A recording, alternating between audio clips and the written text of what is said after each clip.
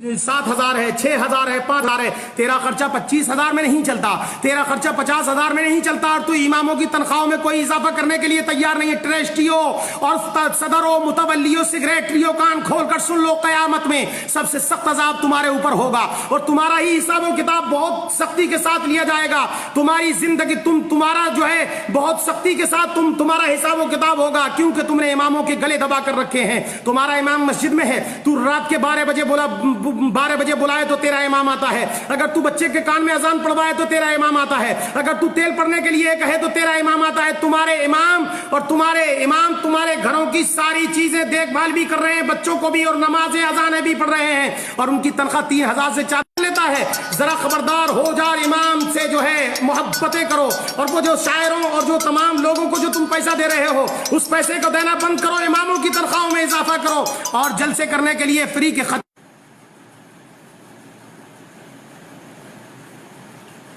खतीबों को पैसा देने से बेहतर यह है कि अपने इमामों की तनख्वाहों में इजाफा कर दो, ताकि क़यामत में तुमसे हिसाब किताब। ये वारिसे नबी हैं, वारिसे नबी, इन्होंने नबी के मुसल्ले को संभाल रखा है। ये मुसल्ले जो है नबी के मुसल्ले पर बैठे हुए हैं, इन्होंने मस्जिदों को संभाल रखा है, दीन के काम को कर रखा है। अगर ये हाफिज कुरान और ये तुम्हारी मस्जिदों के इमाम ना होते तो तेरी मस्जिद में अजान कौन पढ़ता, तेरी मस्जिद में लाइटें कौन जलाता, तेरी मस्जिद में जो है रोशनी कौन करता, ये सारे कामों काज कौन करता? मुझे जरा बता, तेरा जनाजा कौन पढ़ाता, तेरे बच्चे को बिस्मिल्लाह खानी कौन कराता, और ये तेरी फातिहा खानी कौन करता, तेरे लिए कुरान कौन पढ़ता? जरा बता, अंदाजा लगा और सोच। इमामों का गला घोटने से बेहतर यह है साइकिल इमाम खरीद ले तो तुम कफे अफसोस हाथ मलते हो, और जो पूरी दुनिया के लोगों, तुम एयर कंडीशन में रहते हो तो इमाम बेचारा कुछ नहीं कहता, तुम जो है तमाम बड़े बड़े कमरे और कोठियां और बंगले खरीदते हो, तुमसे इमाम कुछ नहीं कहता, और मगर तुम जब कोई इमाम छोटी सी झुग्गी और झोंपड़ी खरीद लेता है तो फजीता करना शुरू कर देते हो।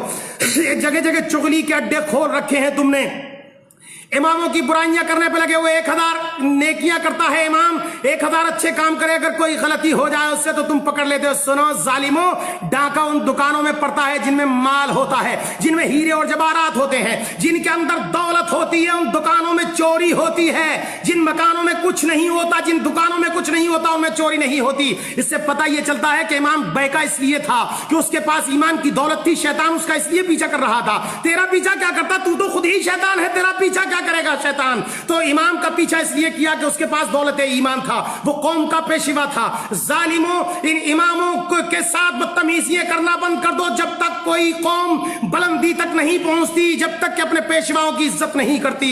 तुमने दुनिया की, तेरी 25,000 तनख्वाह हो तो तेरी पूर नहीं पड़ती, 50,000 है मौलाना फिर भी कमी रह जाती है। तेरे बेहतरीन कपड़े और तमाम के तमाम इंतजाम इंतजाम देख कर इमाम ने कभी आह नहीं करी। मगर सुन, इमाम इतर लगा ले तो तुझे परेशानी होती है, इमाम अच्छा कपड़ा पहन ले तो तुझे परेशानी होती है, इमाम शेरवानी सिलवा ले तो तुझे परेशान होती है, इमाम साइकिल पर चला जाए तो तुझे परेशान होती है, तू फ्लाइटों में घूमे, इमाम साइकिल पर घूमता है। जालिमों, तो तुम्हें तकलीफ हो जाती है। अपने इमामों के पीछे ना पड़ो। कयामत में जब मुस्तफा प्यारे पूछेंगे कि मैंने अपनी मिल्कियत और मीरास का इनको पेशवा बना करके तुम्हारे बीच में भेजा था, जिन्होंने तुम्हारे बच्चों को कुरान पढ़ाया, जिन्होंने तुम्हारे लिए कुरान खानी पढ़ी, जिन्होंने तुम्हारे लिए जो तिलावत कलामुल्लाह किया, जिन्होंने तुम्हारे बुजुर्गों के लिए ईसाले सवाब किया, जिसने तेरा 40वां 10वां पढ़ा, जिसने तेरी फातिहा खानी करी, उन इमामों के तुम हाथ धोकर पीछे पड़ गए थे। सुन लो ट्रस्टियों, जालिमों, सुन लो तमाम कमेटियों के लोगों, सुन लो, तुम्हारी जिंदगी में इनकलाब पैदा नहीं हो सकता।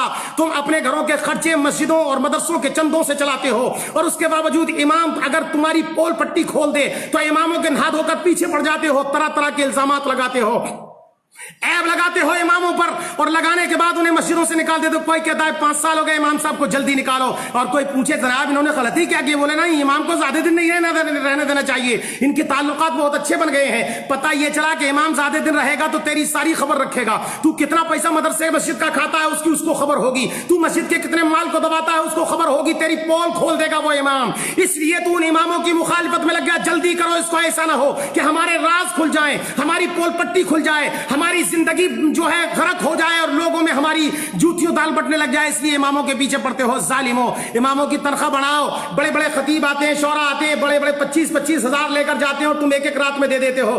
امام کی 3500 روپے تنخواہ، امام کی 3000 روپے تنخواہ، کبھی تو نے سوچا اور امام سے پوچھا کہ تمہارا 2500 میں خرچہ کیسے چلتا ہے، تمہارا جو ہے 3000 میں خرچہ کیسے چلتا ہے، تم اتنے بڑے کام کو کیسے کرتے ہو؟ تو نے کبھی نہیں پوچھا، امام سے آ کر ایک مرتبہ بھی نہیں پوچھتا کہ تیرے بچوں کو کپڑے بنے کہ نہیں بنے ہیں، تیرے بچے کی بیماری کے لیے کوئی علاج کا انتظام و انسرام ہے کہ نہیں ہے۔